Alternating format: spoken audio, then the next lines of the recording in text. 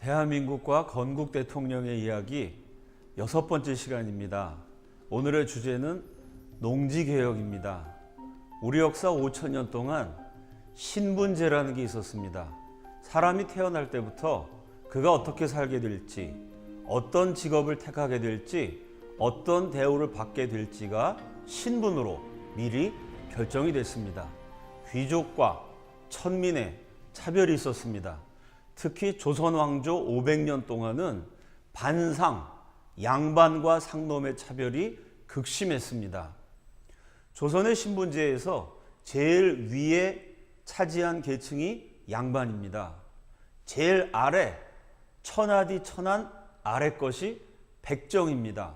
백정은 소나 돼지를 잡는 도살업자들 뿐만이 아니고요.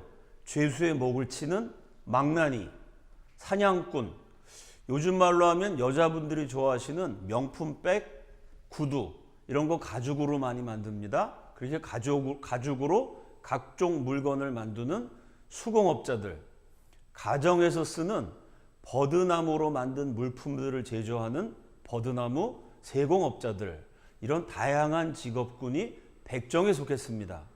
백정의 숫자는 굉장히 많았어요. 성종왕조실록을 보면은 조선 성종 시절에 전체 평민 가운데 3분의 1 정도가 백정이었다라는 기록도 나옵니다. 그 사람이 백정인가 양반인가는 머리에 쓴 모자만 봐도 한눈에 확인이 됩니다. 여러분께 보여지는 화면처럼 양반들은 머리에 갓을 씁니다. 태어나서 죽을 때까지 갓을 쓰는데 일생에 한 번 갓을 벗을 때가 있습니다. 언제냐면은 아버지, 어머니 돌아가신 장례식입니다. 부모님 살아생전에 제대로 모시지 못한 죄인입니다. 라는 뜻으로 갓을 벗고 패랭이라는 것을 씁니다. 갓은 제주도에서 뛰어다니는 말의 꼬리, 말총으로 만들죠. 패랭이는 대나무를 가늘게 깎아서 만든 대깨비를 엮어서 만듭니다. 양반이 패랭이를 쓰는 것은 부모님 장례식에 내가 죄인입니다 라고 스스로 고백하는 의미입니다. 그런데 양반이 일생에 한 번 쓰는 패랭이를 백정은 태어나서 죽을 때까지 매일 씁니다. 그건 무슨 뜻일까요? 양반이 부모님 장례식 날 내가 죄인이라고 고백하는 의미의 패랭이를 백정이 평생 쓴다는 거는요, 백정은 날 때부터 죽을 때까지 죄인이라는 뜻입니다. 갓이냐 패랭이냐 이것 때문에 폭동이 일어났던 적도 있습니다. 1809년 조선왕조실록의 기록에 의하면 순조 임금 9년에 개성에 사는 백정이 장가를 가게 됩니다. 결혼식 날은 누구나 특별하게 꾸며요. 남자들은 턱시도 입습니다. 여자들은 예쁜 드레스를 입죠. 백정 신랑이 일생에 한 번 장가가는 날 갓을 쓰고 싶었답니다. 자신이 잘 아는 양반에게 부탁을 해요. 내가 평생에 딱 한 번, 오늘 장가가는 날 갓을 써보고 싶습니다. 이 마음씨 좋은 양반이 갓을 빌려줍니다. 그런데 백정 신랑이 갓을 쓴 모습을 다른 양반들이 발견을 해요. 양반들이 격분을 해가지고 이 신랑을 결혼식 날 구타해가지고 거의 불구를 만들어 버립니다. 감히 천한 것이 양반이 쓰는 갓을 썼다고 소문이 번져나가면서 양반들이 폭동을 일으킵니다. 개성에 사는 백정들의 집이 무려 200채가 불태워지는 참극이 벌어집니다. 양반들 평생 쓰는 갓을 장가가는 날 하루 한 번 쓴 것 때문에 불구가 되고 수많은 사람들의 집이 불태워지는 비극이 일어났던 것입니다. 이렇게 신분제라는 것이 엄격했고 그 차별로 말미암아 수많은 피눈물 나는 아픔을 이 상놈들, 백정들, 소위 아래 것들은 겪어야만 했습니다. 1894년 갑오경장, 요새는 갑오개혁이라고 부릅니다. 갑오경장과 갑오개혁으로 법적으로는 양반 상놈 제도가 없어집니다. 갑오경장의 내용 가운데 반상, 양반과 상민의 차별을 혁파한다라는 대목이 나와요. 그런데 법이라는 것은 지켜야 효력이 있습니다. 아무리 좋은 법 만들어도 그 법을 지키는 사람은 아무도 없었습니다. 일제시대 내내 양반 상놈 제도가 유지되죠. 그 증거가 미당 서정주 선생의 시 자화상이라는 작품입니다. 나를 키운 건 파라리 바람이다. 뭐 이런 유명한 시기로 널리 알려져 있는 시. 첫 문장이 이렇게 시작됩니다. 애비는 종이었다. 일제시대의 종, 머슴으로 살았던 그 집안의 사연을 노래한 작품입니다. 세상은 가도 가도 부끄럽기만 하더라. 아, 종놈의 자식이 어디를 가든지 손가락질 당하고 부끄럽습니다. 이마 위에 얹힌 시의 이슬에는 몇 방울의 피가 언제나 섞여 있어. 몇 방울의 피, 머슴의 피고 상놈의 피입니다. 벼치거나 그늘이거나 혓바닥 늘어뜨린 병든 숙회 마냥. 뜨거운 여름에 숙회, 수컷, 남자 개가 이렇게 혀를 늘어뜨리는 모습 볼 수 있습니다. 병든 숙회 마냥 헐떡거리며 나는 왔다. 이 종의 자식 상놈의 아들이 병든 숙회처럼 살았다. 저는 이 시가 비유인 줄 알았습니다. 그러다가 이게 비유가 아니고 직설인 것을 발견하게 되었습니다. 언젠가 박물관에 갔다가 종이 조각 하나를 봤어요. 뭐라고 써 있냐면 팔매 파는 사람 아무개, 살매 사는 사람 아무개. 파는 사람과 사는 사람이 아주 멋진 서예, 붓글씨 솜씨로 쓰여져 있는 문서였습니다. 파는 사람 있고 사는 사람 있고 그 다음에 팔고 사는 물품이 나오는데 점잖게 한문으로 수개라고 썼습니다. 그 수개가 뭐냐면 미당 서정주 선생이 병든 숙회 마냥 헐떡거리며 나는 왔다. 종의 아들의 아픔을 노래한 바로 그 숙회입니다. 실제로 종이 조각 하나를 갖고 사람을 사고 팔았어요. 그 조선의 노비 문서를 박물관에서 보는데 정말 전율이 느껴졌습니다. 이야, 이 영수증 하나 가지고 세상의 사람을 물건처럼 짐승처럼 사고 팔았구나. 사람이 숙회, 남자 노비, 남자 종, 점잖게 수개라고 써서 실제로 사고 또 팔았습니다. 서정주 선생이 자화상이라는 시를 쓴 게 1937년. 일제시대에도 상놈 차별이 여전히 남아 있었다는 것을 보여줍니다. 1948년 이 나라가 건국된 이후에도 마찬가지입니다. 나라를 세웠으니 군대를 만들어야 합니다. 창군 과정에 양반 상놈 제도가 문제가 돼요. 왜? 양반이 어떻게 상놈이랑 같이 밥을 먹습니까? 양반과 상놈이 같은 내무반에서 잠을 자고 같은 식탁에서 밥을 먹는다는 것이 그 당시에 상상할 수 없는 일입니다. 그렇다고 군대를 만드는데 양반군, 상놈군, 내무반도 따로, 식당도 따로 그렇게 만들 수는 없지 않겠어요? 골치가 아파진 창군 지도자들이 이런 제안을 합니다. 양반 상놈 섞이면 곤란하니까 대한민국 국군에는 양반 출신만 받자. 상놈은 아예 받지 말자. 제가 이름 대면은 많은 분들이 기억하실 위대한 독립투사들 가운데서도요, 그렇게 양반 상놈 차별의식을 가진 분들이 많았습니다. 독립운동사를 확인해 보면 양반은 양반끼리 밥 먹으면서 독립운동하고 상놈은 상놈끼리 밥 먹으면서 독립운동을 합니다. 대한민국이란 새로운 나라를 세웠지만 5,000년 이어내려온 신분차별, 500년 뿌리 깊게 박혀있는 양반 상놈의 차별은 사라지지 않았습니다. 자, 청년 이승만은 한성 감옥에 있을 때부터 이 양반 상놈 제도를 혁파해야 한다는 뜻을 세웁니다. 감옥에서 쓴 명저, 한국 자유주의의 대헌장이라고 불리는 독립정신에서 청년 이승만이 이렇게 부르짖습니다. 자유라는 새로운 개념으로 결박당한 백성들을 해방시켜야 한다.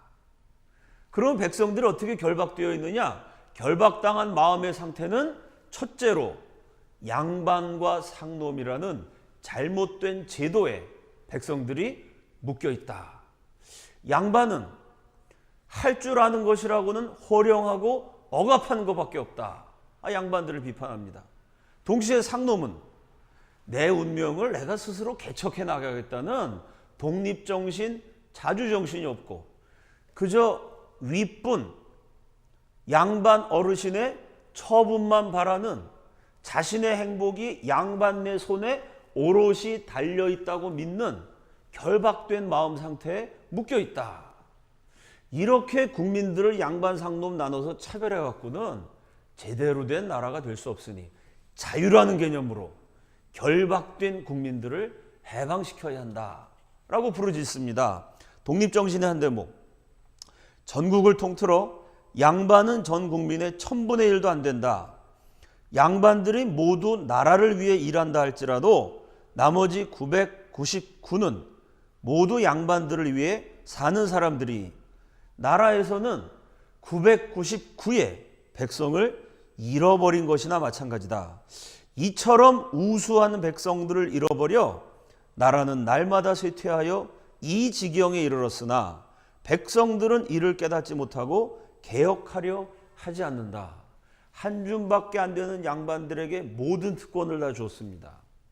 그 양반들이 모두가 애국자여서 나라를 위해서 열심히 일한다고 가정해도요, 그 한 줌 빼고 나머지 사람들은 그 능력들이 다 사장되어 버립니다.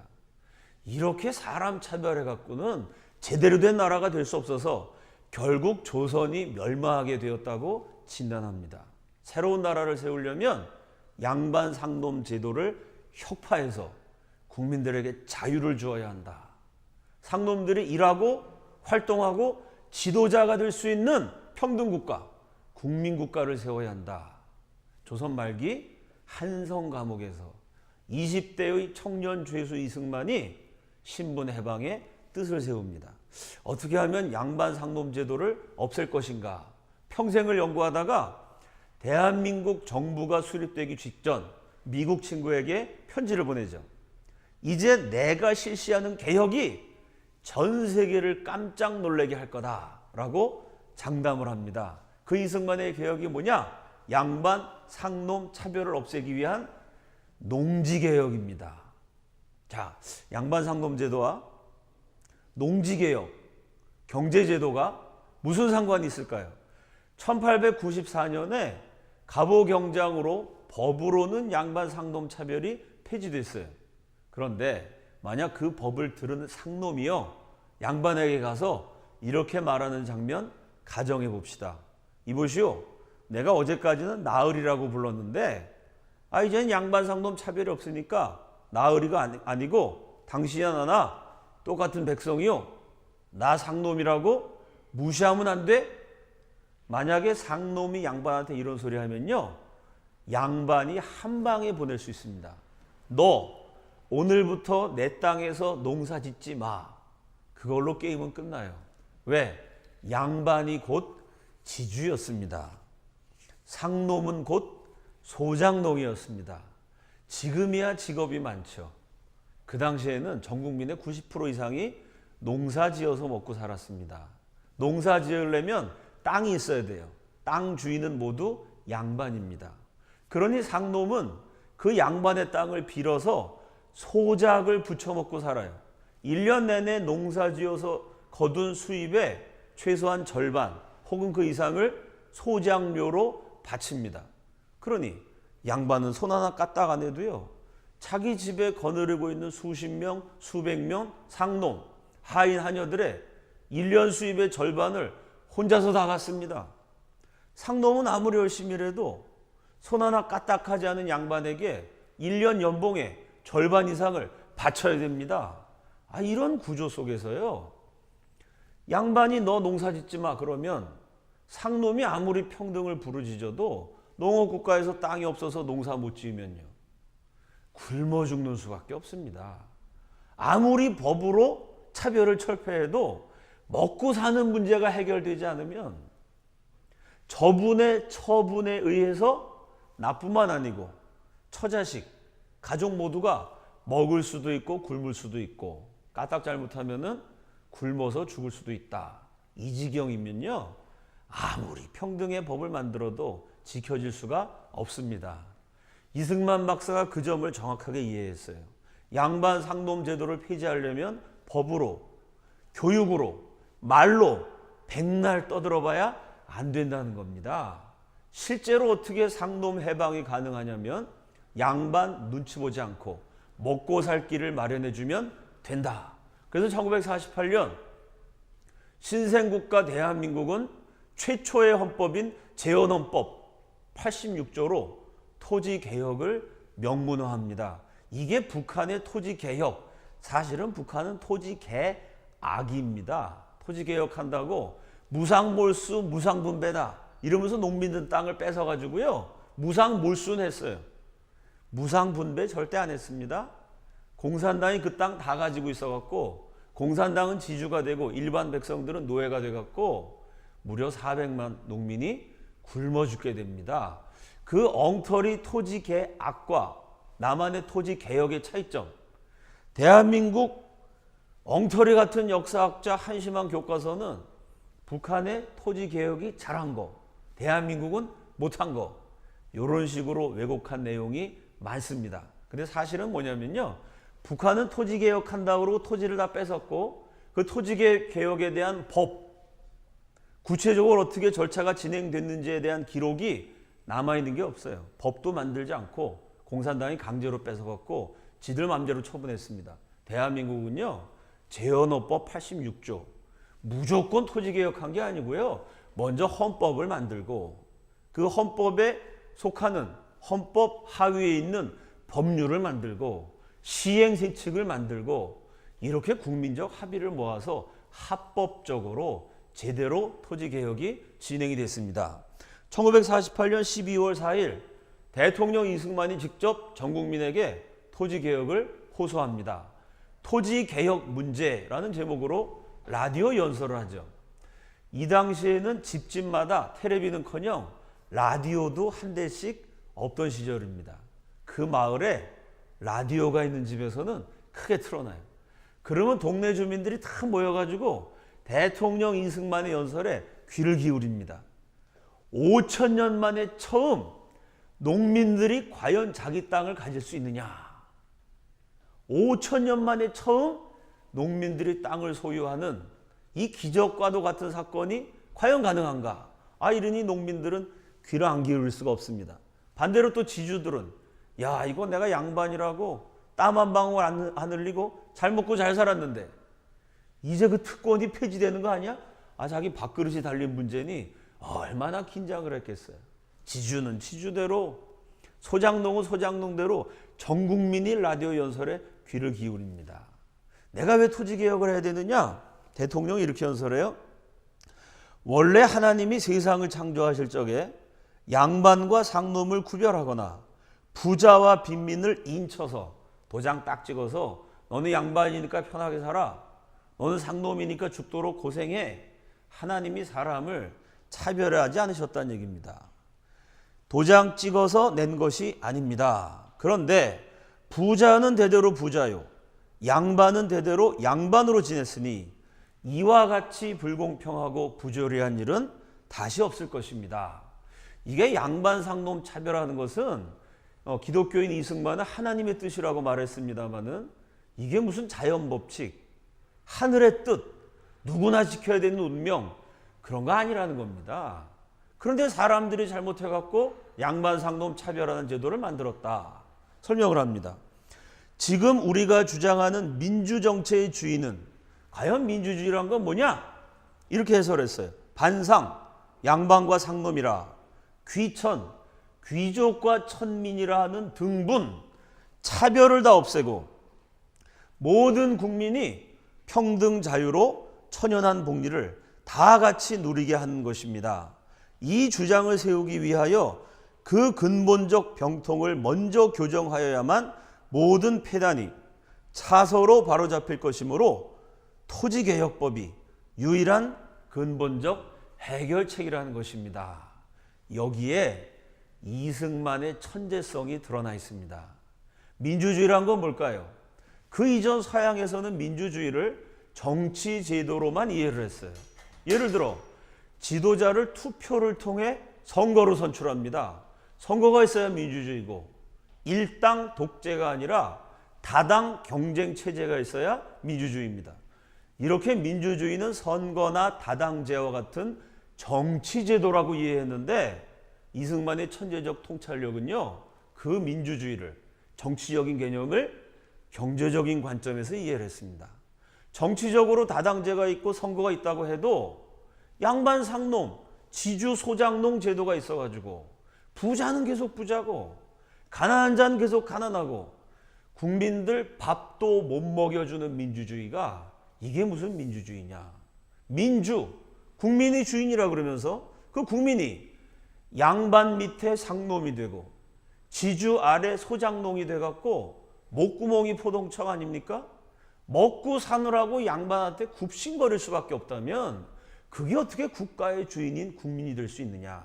진정한 민주주의가 되려면 농지개혁해갖고 양반 눈치 안 보고 귀족한테 굽신거리지 않고 내가 이래서 내가 벌어먹고 살 때 경제적으로 독립할 수 있는 국민, 그 사람들이 민주, 국민이 주인 되는 새로운 세상을 열어갈 수 있다. 민주주의가 제대로 되려면 먹고 사는 경제 문제를 해결해야 한다. 여러분 어떻습니까? 정말 정확하게 맞는 말씀 아닌가요? 이 이승만의 주장에 일부 동조했던 국회의원들이 있습니다. 강욱중 의원이라는 분이 왜 농지개혁을 해야 되느냐 이렇게 얘기했습니다. 농지개혁은 한마디로 머슴을 없애는 것이다. 머슴은 1년 12달의 노동을 주인에게 바친다. 거기 더해서 365일의 자유까지 주인에게 바친다. 1년 12달 365일, 이건 정말 노예처럼 주인이 시킨 대로 해야 됩니다. 12달의 노동을 바치고 365일의 자유까지 바쳐야 되는 그 통곡들의 피눈물, 그 머슴들의 피눈물, 그 머슴들의 한을 풀어주고 피눈물을 닦아주기 위한 방법이 농지개혁이다.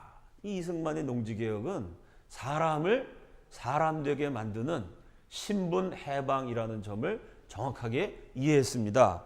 이렇게 강욱중 의원 같은 분은 농지개혁에 찬성했지만 대부분 국회의원들은 반대했습니다. 왜 그랬을까요? 여러분 그 당시 국회가요, 양반이 많았을까요? 상놈이 많았을까요? 지주가 많았을까요? 소장농이 많았을까요? 물어보나 많아죠? 양반, 그 중에서도 남자만 교육받았던 시절입니다. 적어도 국회의원 정도 되려면은 교육은 받아야 되고, 그러니 압도적으로 양반 출신이 많았습니다. 비록 내가 양반이지만, 비록 내가 지주지만, 그러나 국가를 위해서는 이 양반과 지주의 특권을 폐지해서 농지개혁해야 된다라고 국회의원들의 애국적 결단을 내리면 좋은데, 그때나 지금이나 그렇게 나라 사랑하는 국회의원들은 많지 않습니다. 국가를 위한 국회냐, 국민을 위한 국회냐, 아니면 국회를 위한 국회, 국회의원 자신을 위한 국회냐. 예나 지금이나 이게 한국 정치의 본질적인 문제입니다. 그 당시 국회의원들은 지주, 양반 출신들이 많았고, 그 사람들이 국가와 국민을 위해서가 아니고 지주와 양반, 사실은 자기 자신들을 위해서 농지개혁을 끊임없이 반대합니다. 그래서 이승만 정부와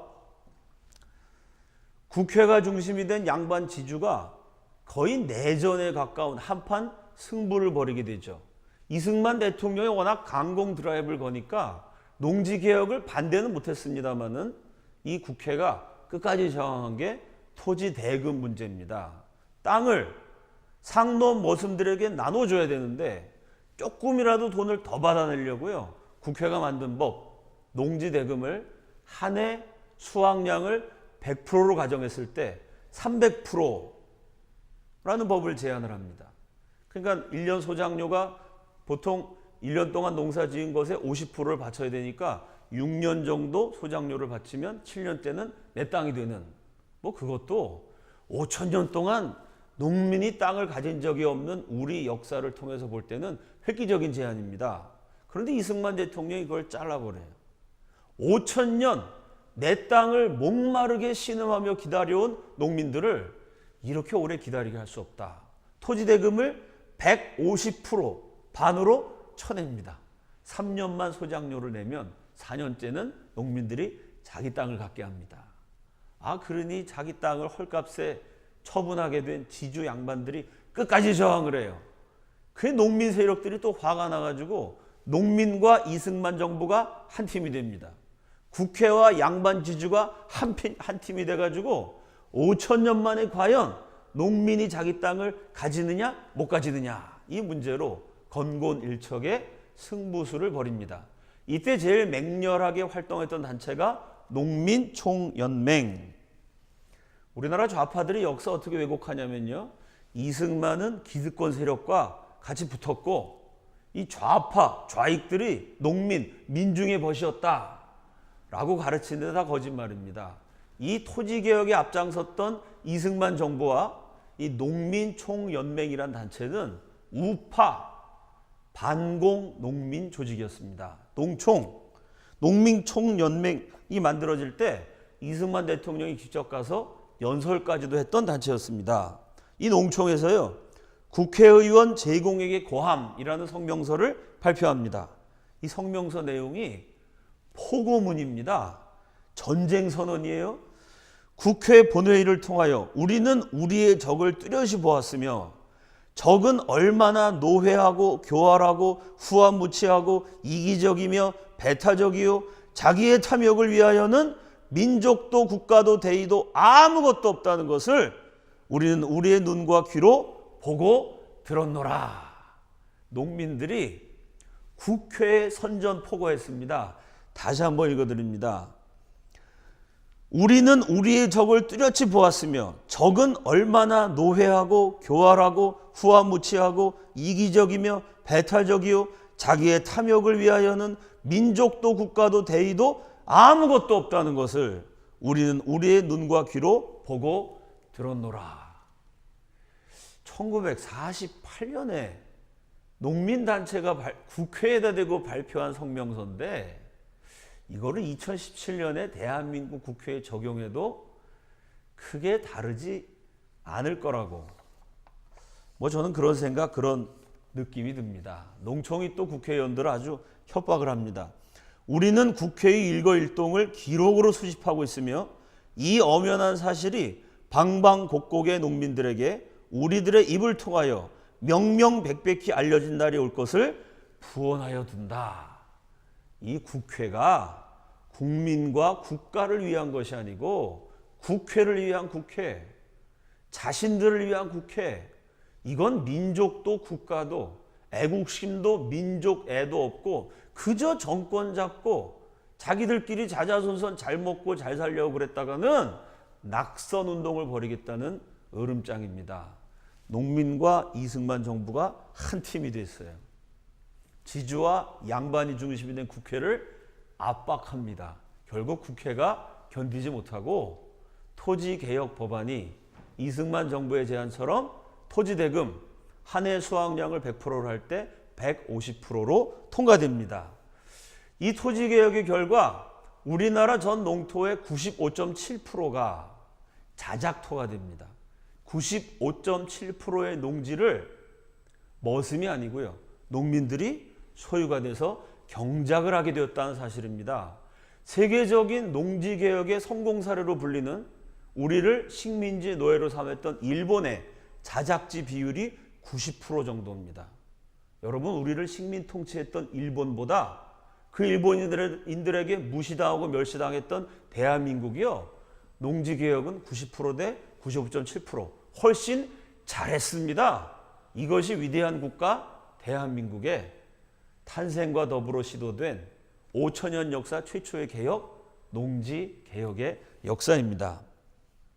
이승만의 토지개혁에 대해서 국사편찬위원장 지내신 유영익 박사님이 이렇게 논평하셨습니다. 이승만의 농지개혁은 양반제도 근절의 최대 요인이다. 이제 머슴, 상놈, 양반이 아닌 소장농들이요, 자기 땅을 갖게 됐어요. 내 땅에서 내가 열심히 일해서 먹고 살 수 있습니다. 그러면 이제 양반에게 더 이상 굽실거릴 이유가 없습니다. 국민들에게 먹고 살 길을 마련해 줌으로써 신분 차별을 철폐한 것이 건국 대통령의 위대한 인간 해방입니다. 2006년판 세계은행 월드뱅크가 세계 경제 발전 보고서 월드 디벨롭먼트 레포트라는 걸 발표합니다. 20세기 어떤 나라는 경제가 막 발전해요. 어떤 나라는 경제가 발전하지 않습니다. 이 경제가 발전하고 쇠퇴하는 중요한 이유가 뭐냐 추적해 봤더니 농지개혁과 관련이 있다는 겁니다. 대한민국처럼 농지개혁을 잘해서 농민들에게 골고루 땅이 분배되면요, 내가 내 땅에서 열심히 일해서 거둔 것이 내 것이 되고 내 가족의 것이 됩니다. 그럼 국민들이 다 같이 열심히 일해요. 다 같이 열심히 일하니까 국가 경제가 전체적으로 성장하게 됩니다. 저 공산주의 국가 북한처럼요, 농지개혁한다 그러면서 공산당이 땅을 뺏어요. 무조건 농민들이 아무리 열심히 일해도 뺏어갑니다. 열심히 일한 사람이나 일하지 않은 사람이나 똑같이 가난으로 평등해져요. 굶주림과 빈곤으로 평등해져요. 이런 나라에서는 아무도 열심히 일하지 않기 때문에 국민 전체가 일을 안 하니까 경제가 추락할 수밖에 없다는 것입니다. 그런데 그 월드뱅크의 조사 결과에 의하면 20세기 농지개혁 제일 잘한 나라가 대한민국이고 경제성장이 제일 많이 일어난 나라도 대한민국이다. 이 데이터를 바탕으로 해서 최성재라는 분은 이승만의 농지개혁은 인류 역사상 가장 아름다운 개혁이었다라고 평가했습니다. 이 개혁이 얼마나 아름다운지, 사람을 사람답게 만들었는지 저는 수많은 강연 현장에서 직접 그 증인들을 만나서 보고 들을 수 있었습니다. 제가 이승만 대통령 강연하고 다니면요, 이 농지개혁에 대해서 참 그 증언을 들려주려고 저에게 찾아오신 분이 제일 많았어요. 얼마나 재밌는 얘기를 많이 들었는지 모릅니다. 제가 들은 얘기로만 아마 책이 여러 권 나올 수 있을 것 같아요. 뉴욕에서 강연을 마친 다음에 지주 양반의 후손이었던 분이 저를 찾아오셨습니다. 어렸을 때 할머니가 그 동네에 이렇게 조금 높은 언덕 지역이 있었는데 거기 어린 손주 손을 붙들고 데려갔다는 거예요. 그 동서남북 사방을 봐라. 그래서 딱 둘러봤더니 아주 광활한 농토가 펼쳐져 있습니다. 동서남북 사방에 이 넓은 땅이 다 앞으로 네 거가 될 거다. 그 동네의 유일한 대지주였어요. 나머지 사람들은 다 상놈, 하인, 하녀, 아래 것들이었습니다. 저는 그냥 하녀 그러면 식모 이 정도만 알았는데요. 그분 얘기를 들어보니까 하녀도 종류가 많더라고요. 밥하는 식모가 있고 반찬하는 찬모가 따로 있고요. 아침에 세수물 떠다 주고 세수시키고 목욕시켜주는 하녀가 또 따로 있고 바느질하는 하녀가 또 따로 있고 그 집안에 집안 살림 돌보는 하인 하녀만 수십 명이었답니다. 근데 이분이 6살 꼬마 시절에 할머니한테 회초리를 맞았대요. 왜 맞았냐면은 그 동네 양반 지주는 혼자입니다. 심심해갖고 옆집 아이랑 뛰놀았는데 그 아이는 상놈의 자식이었겠죠. 머슴 자식하고 양반집 도령이 서로 야자 반말하면서 뛰노는 모습을 보고 이 할머니가 손주를 불러다 회초리를 치면서 저 아래 것들하고 어울리면 못 쓴다고 버릇 없어진다고 아주 야단을 쳤다는 거예요. 그 다음날 그 친구를 만나봤더니요, 어제까지 반말하던 친구가 같이 뛰어들 개구쟁이가 고개를 숙여서 도련님 오셨어요? 그러고 인사를 하더라는 거예요. 인사하는 친구 얼굴을 봤더니요, 아주 눈탱이가 반탱이가 돼가지고 퉁퉁 부었더랍니다. 상놈이랑 놀았다고 양반집 도령이 회초리 맞았으니 그 머슴 아이는요, 양반집 도령한테 반말 쓰고 놀았다고 부모한테 거의 그냥 얻어 터진 거죠. 그 어린 마음이면 그때 슬펐대요. 같은 친구인데 같이 뛰놀아도 되는데 왜 친구하고도 못 놀게 만드나? 이건 정말 잘못됐다. 6살 꼬마 시절에 그런 느낌을 가졌답니다. 그런데 어느 날 세상이 완전히 뒤집어져 버렸어요. 부모님들 표정이 안 좋고 할아버지 할머니가 통곡을 하더니요. 그 다음날 거리에 딱 나갔어요. 평상시에는요. 이 어린 양반집 도령이 길을 가면은 동네 연세가 지긋하신 분들도 머슴 아래 것들이 도련님 나오셨습니까? 안녕하십니까? 인사를 했는데요. 그날 아침에 딱 나갔더니요. 이 머슴들이 인사하는 게 아니라 본체 만취하더니 길에다 침을 탁 뱉더라는 거예요. 그날이 무슨 날이었을까요? 농지개혁이 실제로 적용된 날입니다. 상놈들이 이제 내 땅에서 내가 열심히 일해서 먹고 살 수 있게 됐어요. 그게 뭐하러 양반들에게 머리를 조아리고 굽신거리겠습니까? 그것 때문에 집안에서 초상이 난 것처럼 울고불고 하다가 결국 그 지역에서 못 살고 땅이 다 머슴들한테 돌아갔으니요. 결국 다른 지역으로 이주했다는 말씀을 들려주시면서 그분이 눈물이 글썽해서 저한테 이렇게 얘기하셨습니다. 농지개혁으로 대대로 대지주였던 우리 집은 큰 어려움을 겪었지만 그러나 우리 가정의 희생에도 불구하고 결단을 내려서 국민들을 먹여 살린 이승만 건국 대통령은 위대합니다. 머슴의 후손들도 제가 참 많이 만났습니다. 아버지가 머슴으로 가난하고 머슴이 무슨 글자를 읽을 줄 아나요? 평생 멸시당하고 쳐대받고 그랬던 분이 땅이 생기니까요. 비가 내리는데도 집에 안 들어오시고 자기 땅에서 주무셨대요. 식구들이 가가지고 아버지 비 오니까 안으로 들어가시죠? 그 아버지가 대답하시기를 내 땅에 누워있으니 비를 맞아도 좋다. 여러분 농민들이 땅에 대한 애착이 얼마나 강렬해요. 그 땅이 신체 일부인 것처럼 그렇게 아끼는 사람들 아닙니까? 남의 땅 계속 머슴으로 붙여서 먹고 살다가 이제 내 땅이 생겼으니까 그 땅에서 비를 맞아도 행복하다는 겁니다. 그 머슴이었던 아버지가 돌아가실 때 누워갖고 며칠 바깥 출입을 못 하셨대요. 임종이 가까워왔는데 가족들한테 부탁해갖고 있는 힘을 다해서 몸을 일으키셨답니다. 그리고 자기가 분배받은 머슴이 지주가 돼서 갖게 된 땅, 그 땅을 마지막으로 가족들 부축 받으면서 한 발자국 걷고 좀 쉬고 한 발자국 딛고 조금 쉬고 겨우겨우 부축 받아가지고 시간을 많이 들여서 자기 땅을 한 바퀴 돌았다는 거예요. 그 아들에게 무슨 일이 있어도 이 땅을 지켜야 된다. 나는 머슴이라 못 먹고 못 배웠지만 너는 여기서 열심히 농사 짓고 이래서 너는 공부도 하고 대학도 가고 너는 이 애비처럼 그렇게 무시당하면서 살지 말아라. 그 머슴이었던 아버지의 추억을 저에게 들려주시면서 눈물을 흘리셨던 국민들도 참 많이 만났습니다. 대한민국의 위대한 농지개혁을 연구한 대표적인 작품이 한국농촌경제연구원에서 1989년에 펴낸 농지개혁사 연구라는 책입니다. 이 책의 주요 집필자였던 김성호 씨가 자료 수집을 위해서 전국의 농민들을 만났어요. 이 농지개혁사를 연구하는 분에게 전국의 농민들이 이구동성으로 들려준 음성이 있습니다. 이승만 박사 덕분에 우리 농사꾼들이 처음으로 쌀밥을 먹어보게 되었다. 참 이 땅에 가난하고 핍박받던 농민들이 위대한 건국 대통령에 보내는 최고의 찬사입니다. 5,000년 동안 농민들이요 평생 뼈 빠지게 고생해갖고 벼를 만들어내고도 쌀밥을 못 먹었습니다. 아래 것들이 무슨 쌀밥이에요. 보리밥이나마 밥 굶지 않으면 다행이죠. 보릿고개 넘다가 수많은 농민들이 실제로 굶어 죽었습니다. 그 역사가 자그마치 5,000년이에요. 평생을 바쳐서 쌀을 생산하면서도 쌀밥 못 먹었던 농민들이 이승만 박사 덕분에 쌀밥을 먹게 됐습니다. 이것이 건국 대통령의 위대한 인간 해방의 업적입니다. 2017년 이 나라에 대통령 선거가 있습니다.